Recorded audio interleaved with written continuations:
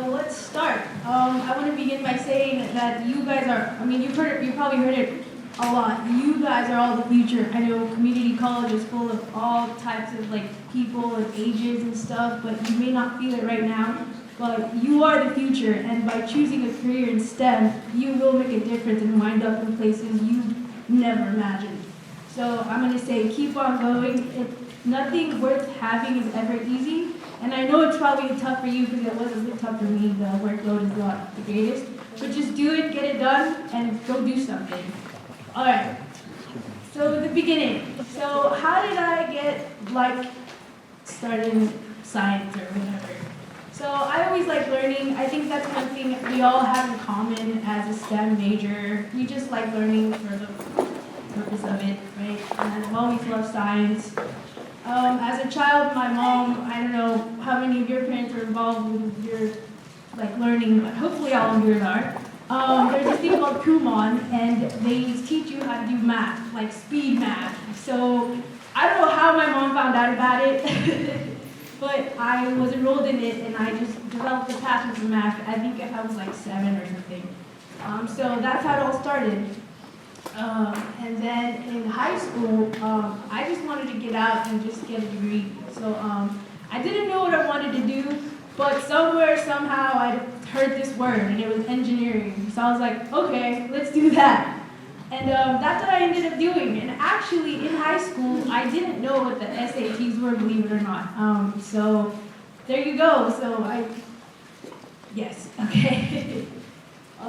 Next. Okay, a little bit about me. So my parents are actually not from here. They are from Peru. They came in the 80s. So I'm a first generation college student and American here. I'm probably a lot of you guys are as well. I don't know. Okay. So how did I choose electrical engineering? Well, at the time, computers were everywhere, right? And they still are, today. And electricity is everywhere. So I was like, okay, computer and electricity, electrical engineering, and job security. So let's do that. So that's how I wound up in electrical engineering. How many of you guys out here are electrical engineering majors? All right, cool. A big majority of you. So that's awesome. Okay. So as Miss Life said, yes, I came to Cañada, and then I transferred to San Jose State University, where I had a lot of opportunities and scholarships and all that, so it worked out there. And at San Jose State, they have this really cool program called Global Technology Initiative, so that's something for you guys to consider as well as you transfer. So it's like they pay for you to go to an Asian country, because of the involvement between America and Asia in business and engineering, how it's growing and expanding all the time. So they want you to experience that firsthand. And so it's a select few, but I'm sure many of you are great candidates if you decide to go to San Jose State. So it's one of the only schools in the nation that offers that. So I was able to go with this fine group of people here, and we got to experience the business and engineering firsthand in Asia. I got to go to China, so that's cool. All right, let's talk about my research involvement. So I worked at all these places, NASA. I worked on something that involved astronauts. I worked on the space shuttle program. I worked on satellites, and I worked on something, it is a satellite actually that went to the moon, so that was pretty cool. I worked for BMW, which is totally not space, but that's cool too.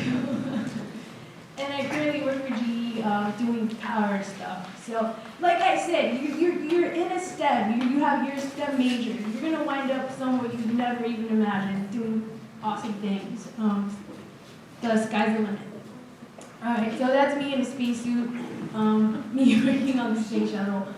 I did vibration testing. So the space shuttle program is over. You guys know that. And so we did my section. I was in Boeing. And we did basically testing on all the electrical circuits. So the way the space shuttle was configured is you put in electrical circuits in a kind of box form, and that's how they had it stacked. That's how the whole space shuttle ran, actually. It looks real cool, when you see it like this, but it's actually real old inside. I did have pictures of me inside it before the last launch. Actually, second to last launch, but I can't find those pictures. But yeah, it was one of the coolest things I've ever worked on. And then I wound up at NASA's Jet Propulsion Laboratory. A lot of you know it as the headquarters for like the Mars rover and stuff like that. So I ended up working there, but not on the Mars mission. Although I did get to see it before they sent it out to Mars, so that was awesome too. I worked on a project called UAVSAR. It's Uninhabited Aerial Vehicle Synthetic Aperture Radar. It's meant to be an airplane that's unmanned that flies around the world and gathers data in order to gather topography. So what that means is just it takes a picture of the Earth and monitors changes.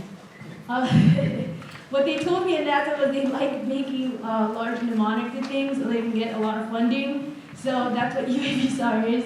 It's actually not unmanned. It actually does need a team of scientists in there to, one, fly the plane and gather data. So the way it works, for you guys that are interested, is it sends waves to the Earth, 3 types of waves, HH, HV, and UV, as it says up there. One's red, green, blue, basically wavelengths. And in doing so, it was able to create an image of the Earth from the waves that bounce back. So then we gather that, of course, with high-tech radar stuff. And we are able to make stuff like Google Maps. So what I did for this project was I actually developed Python code to be able to go through like thousands of lines of these data and just like filter out bad signals and just make pictures that were cool to look at. So like the research scientists that's actually leading the whole thing could do things with it. Okay, so, NASA Ames Research Center. So I was there quite a lot. I started out actually with autogenic feedback training exercises, AFTE. So a research scientist, actually, she was the first woman to be trained as an astronaut that developed this. So they basically train you to be able to control your heart rate, to be able to give you energy, because when you're in space, I don't know if you guys ever thought about what the heck they do up there, but they're actually working all the time, and they don't get that much sleep. And so pills aren't effective, energy drinks aren't effective. So what Dr. Patricia Cowings, we're going to see a video, developed, was ways where you yourself could control your heart rate. As you know, oxygen gives you energy, etc. To be able, so they could sustain more time awake in space without getting so sleepy and make mistakes, because it is possible up there. And then I also worked on Phonesat. Actually, let's just watch the videos and then,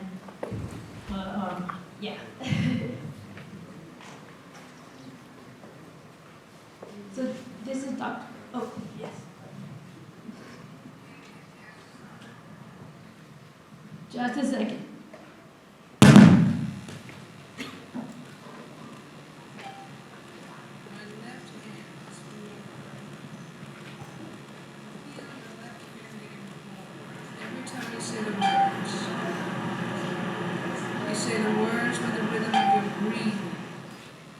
AFTE, autogenic feedback training exercise, is really 3 things.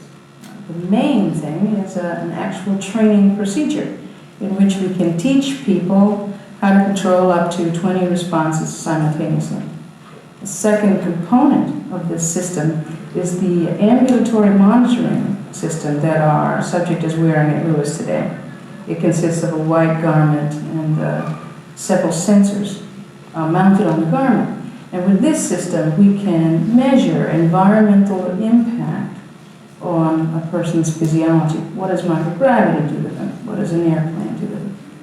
And the last component, the major thing being tested today, is the Pentium-based system for delivering displays of these physiological responses to subjects during the training itself.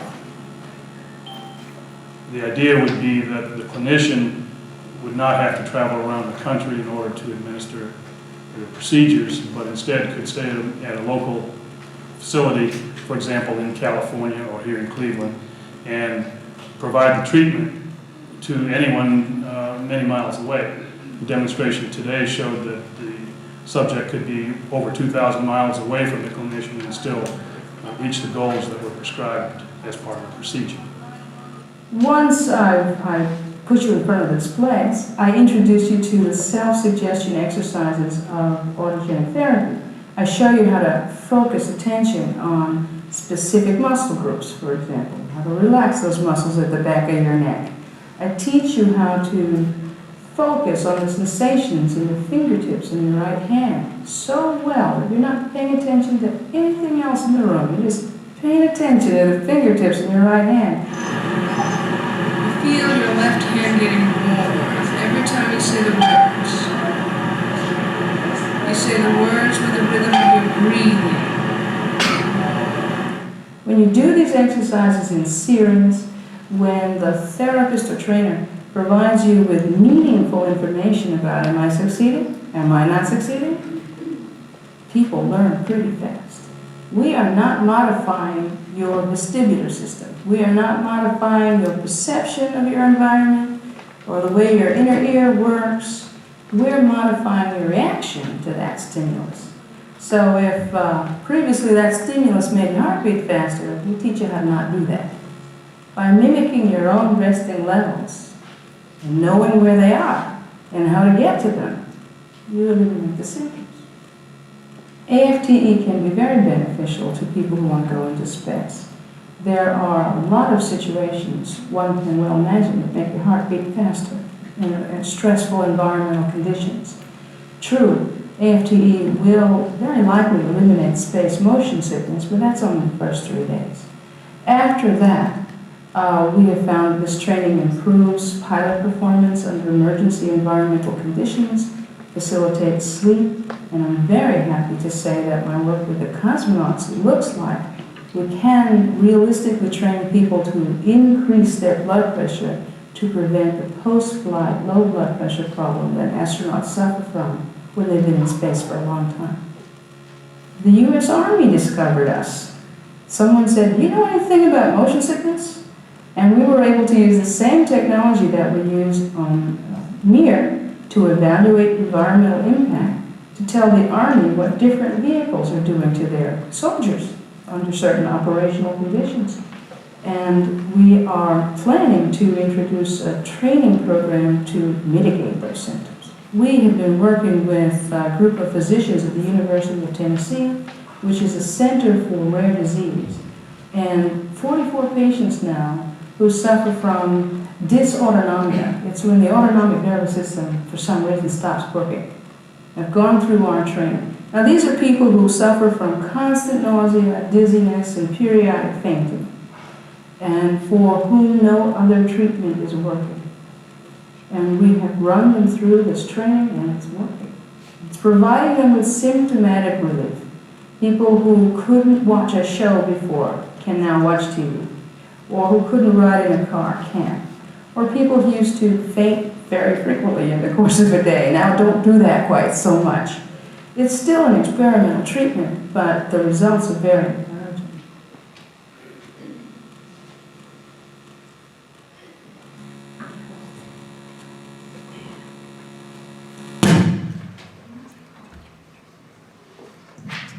All right, so that was Dr. Patricia Cowlings, and I had like the great pleasure and honor of working with her. As you can see, she was inducted into the 2009 Hall of Fame. She didn't get to go to space, but she was, like I said, one of the first women to be trained to go. And actually, she told me this little tidbit. I really don't remember which guy astronaut she met. I think it was, I don't know if it was John Glenn, I don't know, one of them. But at the time, well, she trained in the 60s, and she said that this guy was like, "You can't go to space. First of all, you're a woman.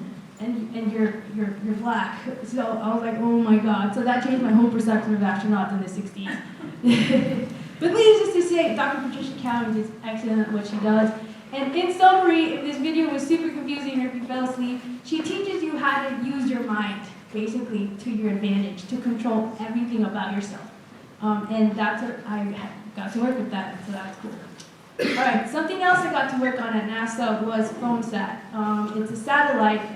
So satellites, as you know, cost a lot of money to send to space because, one, if they're super big, they're going to add a lot of weight, which means more money that the government has to spend to send these satellites to space. But we kind of need them up there. We have cell phones, we have TV, we have a lot of data we have to transmit around the world. So Phonesat was like a preliminary kind of project that they're still working on right now to be able to prove it. And they're still sending it up there. Actually, AFT, Dr. Patricia Cowens is still working on that right now. And at the time I was there, it was like, I forgot when, but scientists from Korea were working on there. And as she said, people from Russia wanted this science too. So she just spreads it out to whoever really wants it. Because it helps you deal with stress, basically. All right, let's watch this Phonesat. Let's see what that's about. So all these things are available at Ames, and if you want to work on them, you sure can.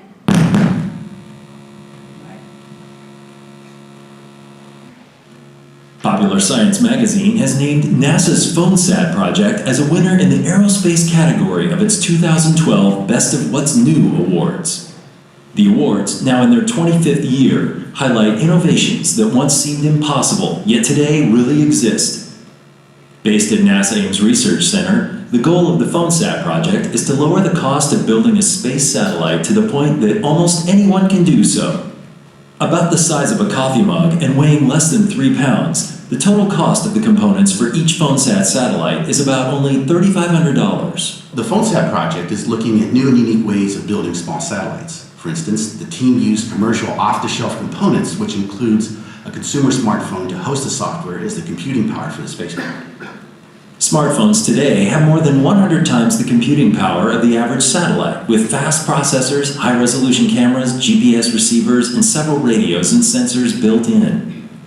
NASA's prototype smartphone satellite, known as Phonesat 1.0, is built around the HTC Nexus 1. The team also built a more advanced version called Phonesat 2.0 that has improved software, more sensors, and is powered by Samsung's Nexus S. With a whole array of these satellites, which is really cheap, you can now do a swarm of satellites that can take measurement points all over and to get really accurate models of the atmosphere and of other scientific data. Both satellites are scheduled to be sent into space later this year aboard a rocket launched from NASA's Wallops Flight Facility at Wallops Island, Virginia. Each satellite will broadcast a signal every 30 seconds on the amateur UHF band at 437.425 megahertz. Anyone around the world can listen for this signal and upload what they hear to phonesat.org.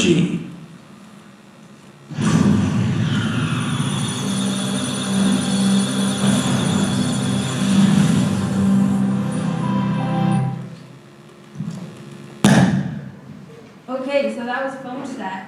This project was interesting for me because I got to develop an app that was actually used on one of these satellites that was sent. So that's something else that I never thought I'd ever do. But again, that's engineering for you. You end up doing stuff you never thought. So yes. Now, the last project I worked on at NASA Ames was actually LADI. I don't know if you guys have ever heard of it, but it's pretty recent, like 2013, stuff like that, or 14, forgot.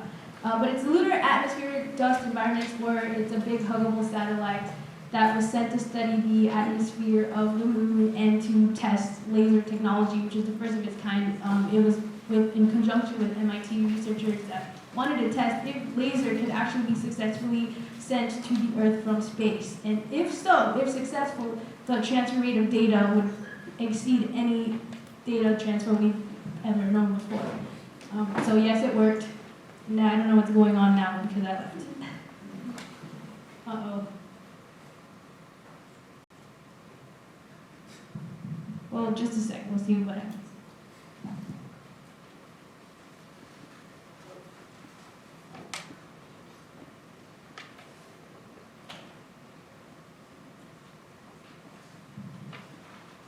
Okay, well that link's not working, so you get to miss that video. Alright, so these are some cool pics that I got to take. So that's me with the Phonesat doing vibration testing. As you know, when the satellite goes up there, well, maybe you don't know, it goes through a lot of vibration because of the rocket and the whole energy and stuff and shaking. So you want to make sure your satellite won't break on its way up there or on its way out from the actual rocket into space. So they're doing that. And the other picture that I'm not in, but I took it, is us testing the satellite pre-mission. So we were actually simulating a real mission from here and being like, hey, do we get like connection, comms? And it involved an arduous like night shift, day shift. It was 24/7 for like 3 weeks. and that's one of the RF like whole setup right there. So that was really awesome. All right, so now I'm going to talk about BMW. I also ended up at BMW actually working on integration of the iPhones to your car. I don't know if you guys know this, but you can use your phones with your car if you get the right car. The office is actually located in Mountain View, so let's see a little bit like what they do. Hopefully this thing will work. There we go. Yeah, it's 2012, so they're still integrating like more recent apps now, but this will give you an idea.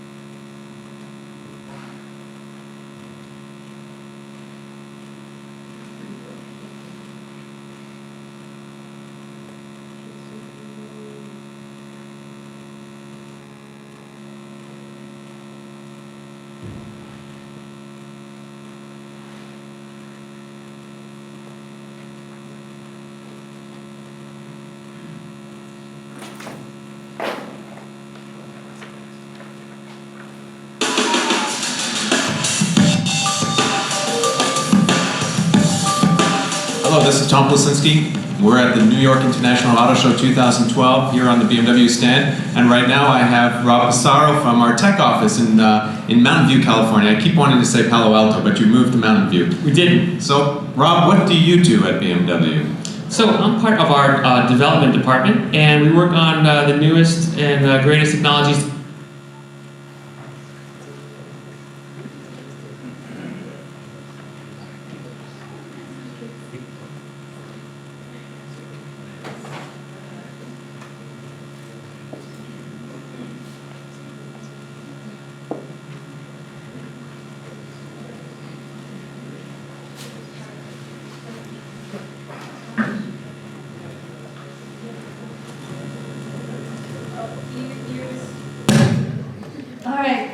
So this is not working for me right now. But so what he's going to say is basically they integrate the phone to your car. So if you wanted to tweak from your vehicle, and you could be safe about it as well, using BMW's whole system. So what I did there was to develop a script to be able to, oh, there we go. Ears. Which offers a wide variety of services for the car. We were actually the first OEM to do iPod integration back in 2004. And since then, we haven't rested on our laurels. We've introduced a number of Bluetooth profiles, from the hands-free phone profile to message access profile, which allows you to access your calendar, your email, your to-do list on a number of smartphones. And the car will read those to you, correct? That's correct. That's correct. The car will read it out to you. It's integrated with your navigation system and your phone calls. So your eyes are on the road and your emails get read to you if you so desire. Precisely. iDrive is actually our solution to distracted driving, to enable people to use the things that they use on their mobile device safely while driving. It's your taskmaster, your co-driver, if you will. There's a clear need for people to access their services while on the go. People are always connected. They expect access to new and great services all the time, whether it be music streaming or using Google for locally searching for businesses. And we integrate all these in a premium experience in the vehicle so that they're very safe to use. You can focus on the driving experience, but not be distracted. You plug in your phone and you put it away. And what is the latest feature we have? So what we're showing at the New York Auto Show this year is our forthcoming Stitcher integration. Okay. Stitcher is a smart radio app. It's kind of like a Pandora for podcasts. People can call up exactly the news radio or talk radio that they would like to listen to, and then find more like it and create their own stations, their own custom stations. Technology of the future, what's next? So this is that you can talk about it. Oh yeah, sure, of course. So one of the exciting things about this BMW apps technology is it's a platform. We can bring new features that we didn't really think about when we designed the car. So what we definitely are listening to are you, the fans. What do you want in the car? Tell us. We're listening. Great, thank you. Thank you, Rob. This is BMW from the New York International Auto Show 2012. Stay tuned for more.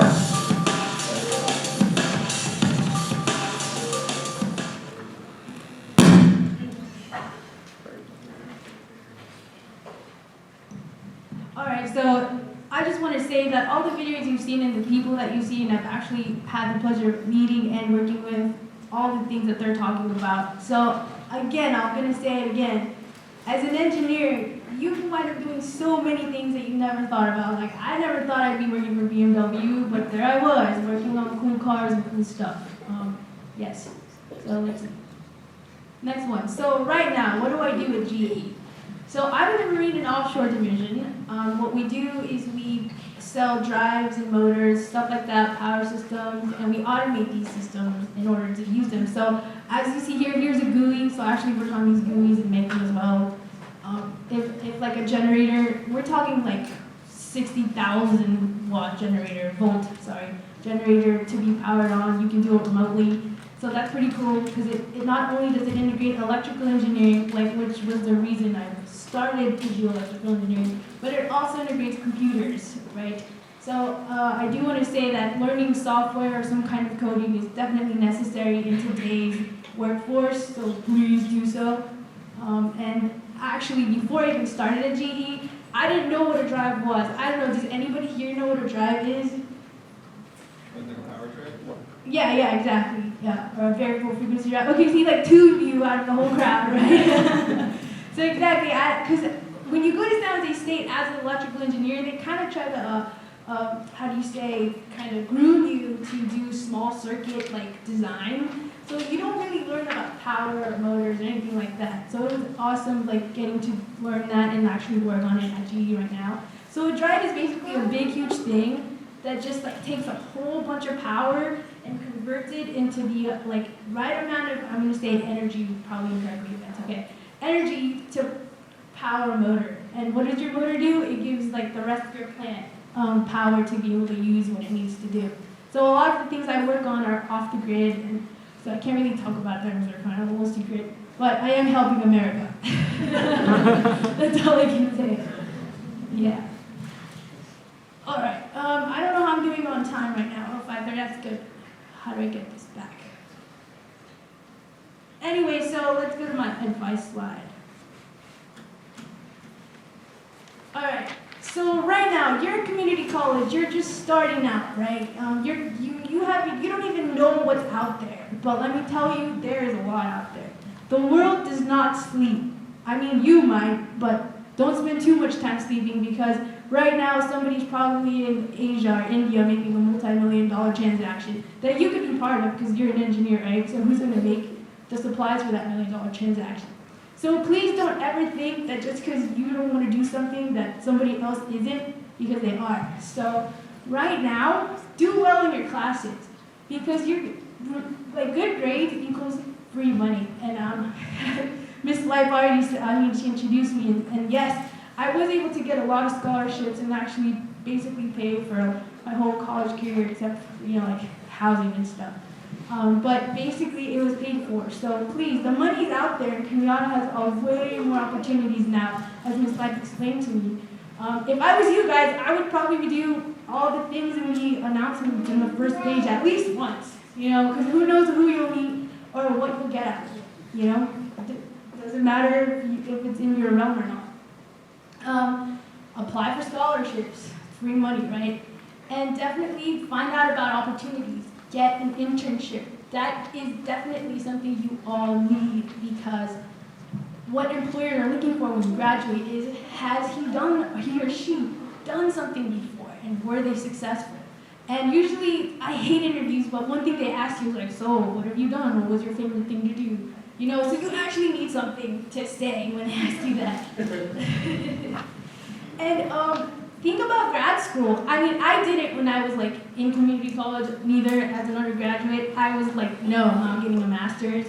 But now, like I'm in the field and I'm like, maybe, yeah. I mean, it's not late, but it would have been nice to think about it as an undergrad and, and take this stinking GR GR, whatever they're called, that test. But yeah, so I mean, eventually I'll do it, right? And like, do your taxes, that's important.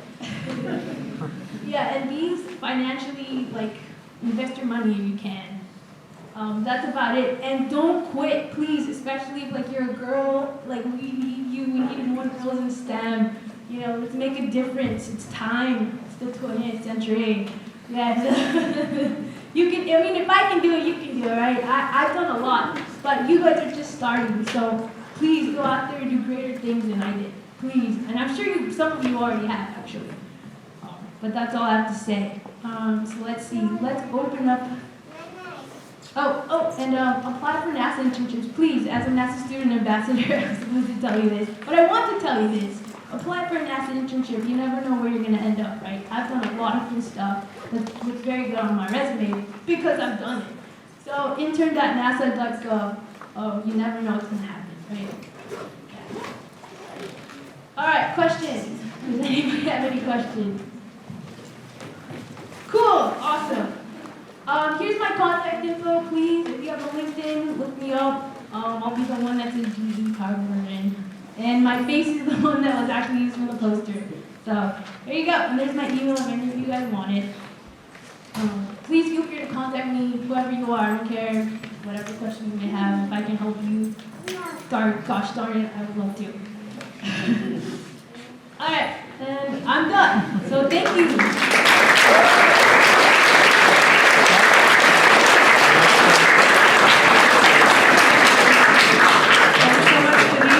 Denice will hang around so you can ask questions. I want to say, internships. The January one is your place to start, and you only need to be in trigonometry or above. So when you hear these opportunities, and it's interesting because you look at Denice now and you're probably thinking, oh man, she was one of these students who, just did everything. Not exactly like her. She was a student who, like many of you, I would have to say, hey, come on this trip to wherever, and go here and go there. Her one trip she did was the student leadership retreat, but that was at the very end of being here. So, do what she says, get involved early, just do anything that sounds interesting. And that will lead to who knows where, because I don't think Denice would have imagined that this would be the presentation you'd be giving a few years later, but this could be you too. So anyway, thanks everybody. Grab some cards and more food, more burritos.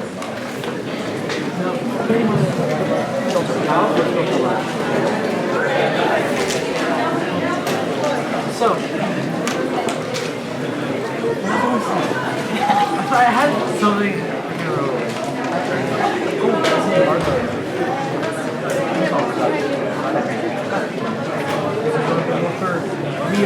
Are you going to get it? No. Well, first of all, it starts at 10. So we're going to find it out. Feel that enough?